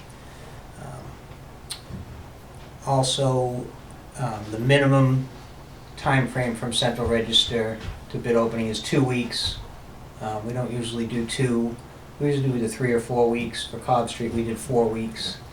I'm open to whatever you want. This was based on a 3-week schedule because they really just need to get pricing for the 2 generators. Yeah, it's pretty simple. I think. There's not a lot to it. So that September 8th date is based on that, a 3-week bid period based on when we go to Central Register. And it's still, the last thing, we're just trying to get some final information from the gas company as far as the fuel source, just making sure that they're good with what we're doing out there. So as long as we get information from them within the next couple of weeks, we'll start the process. So that's the plan right now. We did put, the other thing I want to discuss is the time for completion. For Cobb Street, we did 180 days, which is more than enough if you can get a generator, but we know they can't. So we're thinking 306. We're thinking of giving them a year. I don't, see the downside. Like a lot of times, you don't want to do that because then contractors will drag their feet doing the work and whatnot. This is once they get it's not like they're going to come out to the site for a couple of days and then be gone for a week Once and all they that. mobilize, Once they it's- mold, yeah. they're just going to put them in. So at least when they bid it and they see the 365 days in their mind, it's reason, they're not going to look at it and say, I can't even do this Right. because Right. I won't even have Yeah. a generator. Yeah, don't scare them away. I mean, most of them would know that they would get a time extension if they physically can't get it. Anyway, so we'll do the 365 days. So that's where we're at with Holly and Nolan. On the municipal complex, I had distributed a draft report. I do wanna go final on that. We're a few weeks late on the delivery, and now your email today explains why Mike isn't looking for it, it's because he's not around. He's on vacation. So I'd love to have it in his inbox when he gets back on Monday before they ask for it again. And I just want to make sure that you've at least looked at it and there's nothing in there that's of concern to you. I think there's kind of two issues. There's the where we propose the connection, and then the sizing of the station. You know, ideally, they would probably want to just put in a little grinder station that just handles the town complex and get it wherever it needs to go. And ideally, they'd like to put in a grinder station and tie into the force main from North Cottage, which we've had long discussions about. That would be great for everyone if that pump station and line were up to code and we were comfortable with it, but we're not. And you don't want to. Yep. You don't want to own that. Right. So, and that's all hopefully covered well in the documentation. I read your entire report, thought it was very thoroughly done. I would go with the recommendation. Thank you. Excellent. I mean, that's basically, we briefly discussed it at the last meeting. Okay, that's right, yeah, because I had got the note before the last meeting, I just couldn't be at the meeting. Okay, so I will finalize it. I think there's two routes that we're kind of saying they can go. There's the highest cost option and the lowest cost. The lowest cost is what they're gonna move forward with, I would assume, in tying into that, one of those existing force mains.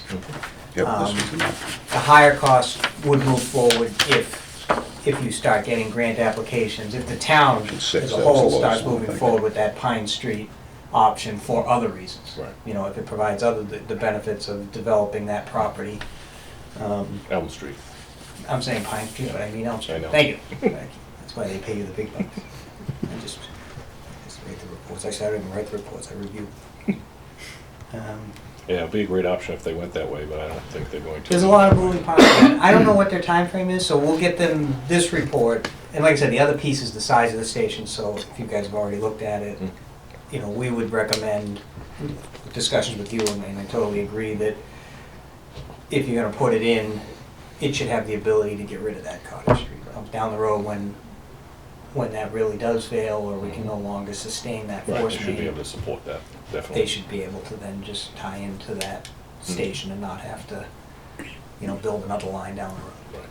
So, and everybody's, and we did an analysis of all the properties on 123 from Elm Street to the Rumford River. And, you know, I don't know if or when, but those are in the needs areas, so if at some point the town, you know, 5 years down the road when the moratorium ends, if you're gonna do something for those properties, you should be able to bring them to this. I mean, it's a town facility. Right.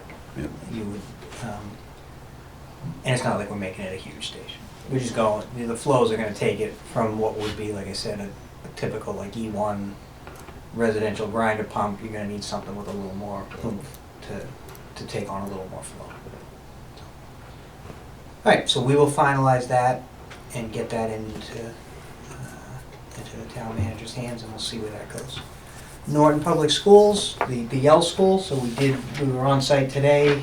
Bruno was there from your department. I had Ryan Henley and Lily Orlip from our office out there, and Wade from the school department. And it sounds like the testing went well. It went well for the school department. We did not find any extraneous flow. So we did smoke testing, which is the biggest thing. So we pumped smoke into the sewer system, and it came out of the vents that it was supposed to. It didn't come out of any places that it should. Because of the biggest concern of the roof leaders, we also accessed the roof, even though they smoked properly and we dumped dye in those. None of the dye ended up in the sewer. Most of it, or some of it, was confirmed into the drain. Some of it we never saw anywhere. Yeah.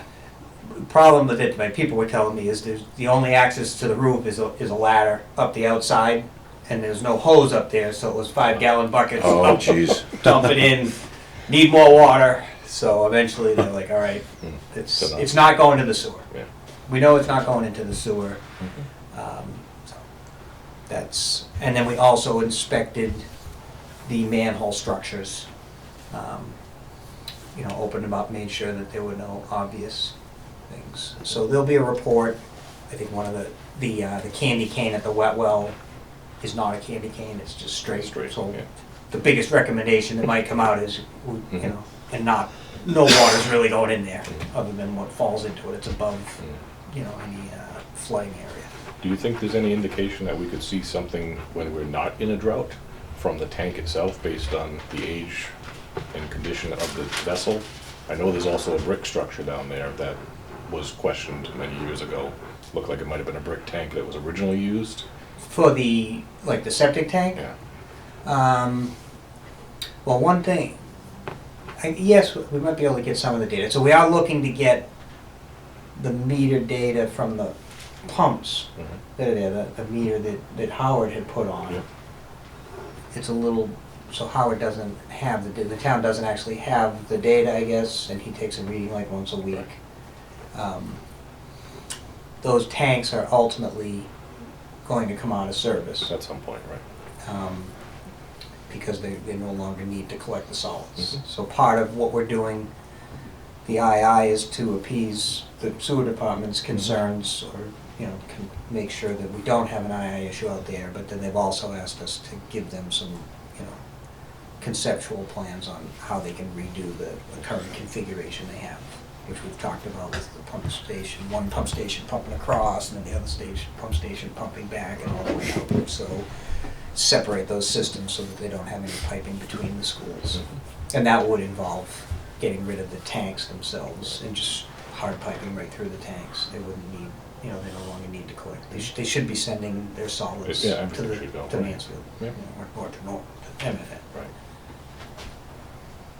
So that's what we came up with there. And, you know, in talking with Howard, I mentioned this to you before, with the sewer foreman, and he watches the trends very closely. And one thing that they did have, the old boiler system was old. I don't know a lot about boilers, but it used a lot of water, and it was discharging to the sewer. It was, yeah. That's where we were definitely seeing high use, you know, high water and sewer use more than would be expected. And since they've removed the boiler, the trends came down significantly. So all indications from today are what we suspected going in, is that was the major issue out there with, in terms of any extraneous flow, non-sanitary water that was getting into the sewer system. So we think we're good. We'll wrap up that report and be done with that. The 314 CMR 16, we had that July 6th date. We made the submittal. You worked with John Potts from my office. And we're waiting to hear back. You push back on some things, Yeah. basically telling them the things that were in their requirements that you couldn't do.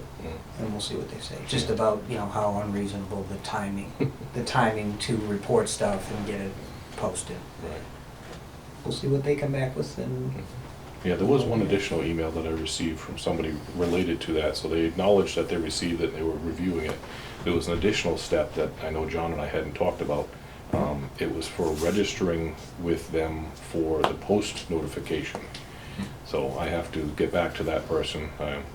Last week was rather busy when John was in school, so I haven't responded to them just to figure out what that is, if it's something that can be done online, or if I need, you know, John to do anything behind the just let scenes. us So know. I'll reach out to you or him once I figure out what that is about. But it sounds Yeah, and like any- it's, any assistance you need on that. It hasn't been a lot of hours, so we just do those under the general yeah. It services. sounded like it was an additional step that was never talked about in any of the informational sessions. that we Highly had likely with that that's them. what it is, yeah. Something else that they Mhm. want you to do.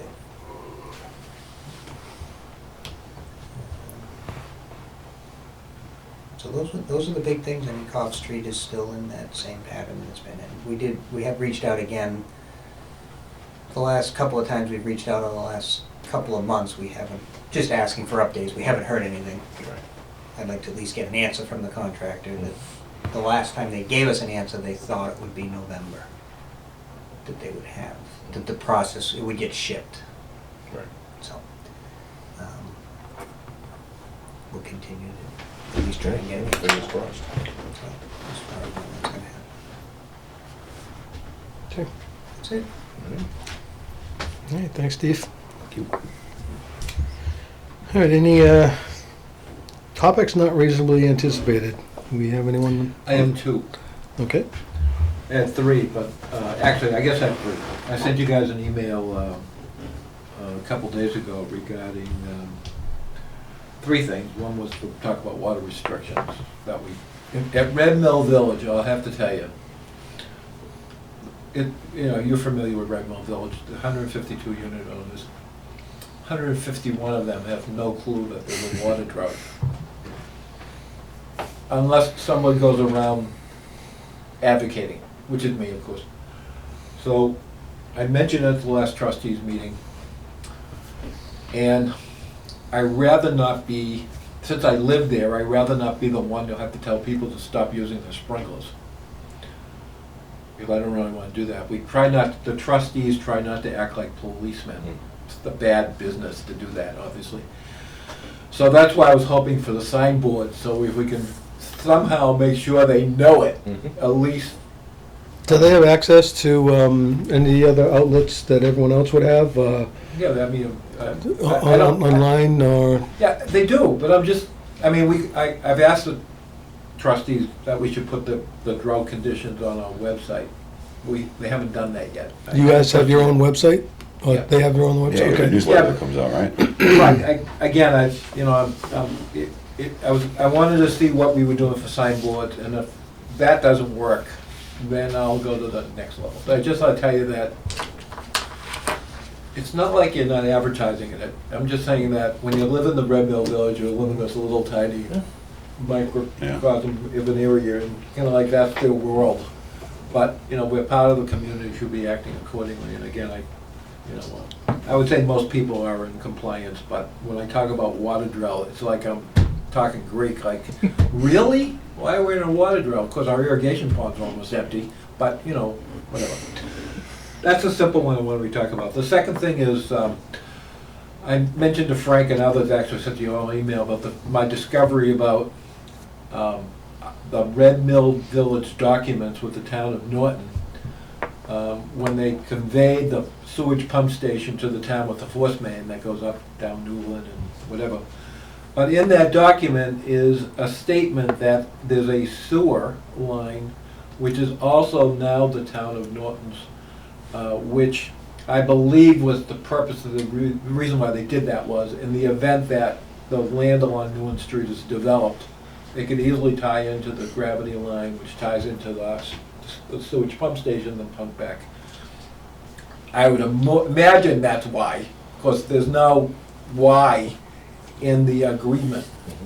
However, I sent you an email with a plan I could bore you to death with. It actually runs down the alley behind Williams to the pump station. It's probably, it's probably 1,000 feet long. I don't know how long it is, but it's actually a town-owned sewer line, as opposed to a private Red Mill Village sewer line.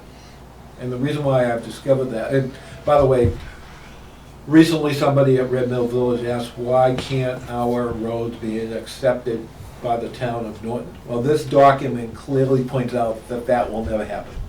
So the document is a loaded document that it not only talks about conveying the sewage pump station and force main. By the way, the document I sent you actually has plans of, drafted plans of some of what I'm talking about. I mean, in the recorded documents, and I sent you all that stuff. And I just wanted to make aware of it, because I'm in the process of compiling utilities at Red Mill Village and hiring a contractor to be in advance, and I'm trying to understand what's out there. And as I'm digging deeper and deeper, I've discovered that.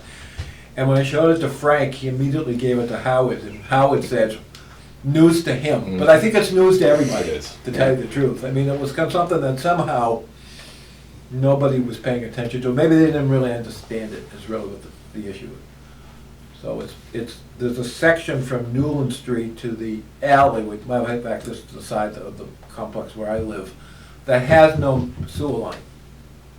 So in order for the town to actually connect to the sewer line, You have to go on private they would have to build, but I think it's implied that there's an easement to go from point A to point B to do that, even though there's no utility in that stretch. But at least somebody had the foresight to do it. I'm not so sure why they did it, and I don't think anybody was told that they did it. So, Yeah. just, No, it was just information. It was news to me, and same thing to Howard. And I'm not an attorney, so Very I'm not surprising. saying that I interpret this correctly, but it seems to be pretty clear. The third thing is after last meeting, I promised you guys I would do some research on the registry of deeds about Campanelli. Yeah. I have an account there, so I could go through that thing. It's kind of simple. I didn't find what I was looking for. I found other stuff. But again, we're gonna have the attorney come in the next meeting, and hopefully we can straighten it all out. There's mentioned about 250,000 gallons all over the documents.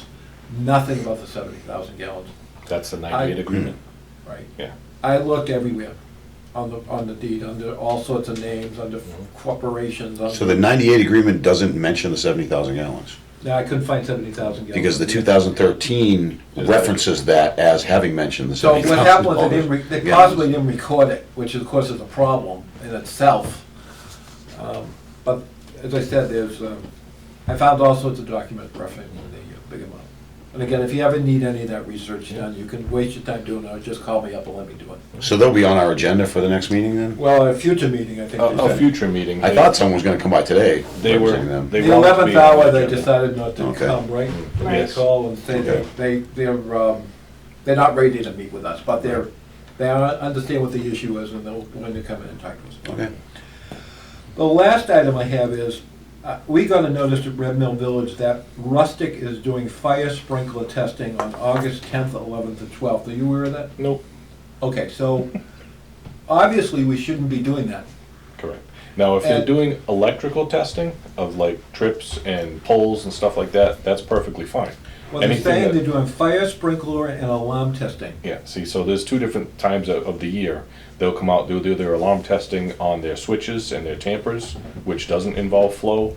And then the other time of the year, they would actually do their flows and their trips and switches and stuff. So there needs to be some clarification with Should I send what you they're this gonna. email? I would appreciate that. And- Rustic is a Norton company. I would Rustic think they is would know Norton. the, Well, I don't. tell us if they're doing I would flows. think there's an application fee to do that.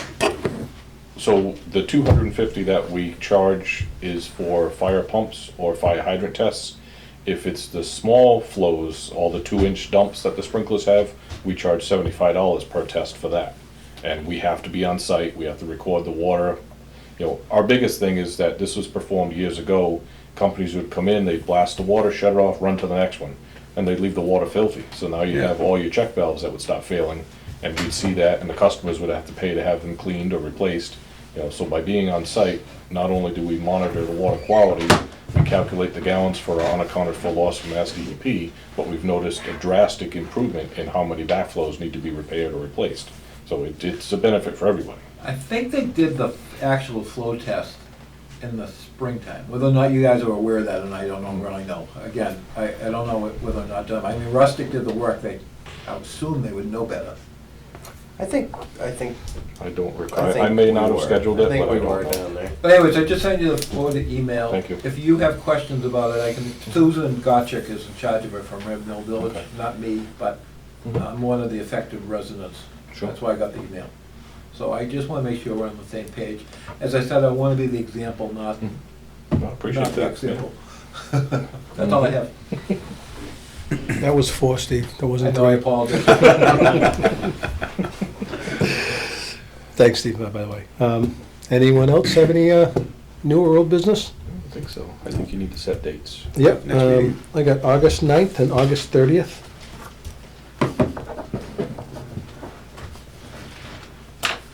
August 9th and August 30th, Yep. so 3 weeks between the first meeting and the 3 second weeks. meeting? Something seems off there. Should be Did I look at the wrong one? See? 23rd, Count to right? 4, Still but you got- can't still count that got- high. 9th and the 23rd. My apologies. Jeez, all over me. So, Sorry. do we need Weston and Sampson at our next meeting? I mean, I'm not trying to get rid of them, I'm trying to give them the summer off. And I think, I was talking to Tara earlier about that, and we were trying to get into a pattern where only one of us would come. It just so happened tonight with the information being reported, we both felt we needed to be here. So I mean, I can defer to you guys, but, you know, we probably should do a better job of making sure it's necessary. Well, Tara needed to be here because she had contracts to be signed. Your report could have been just an email.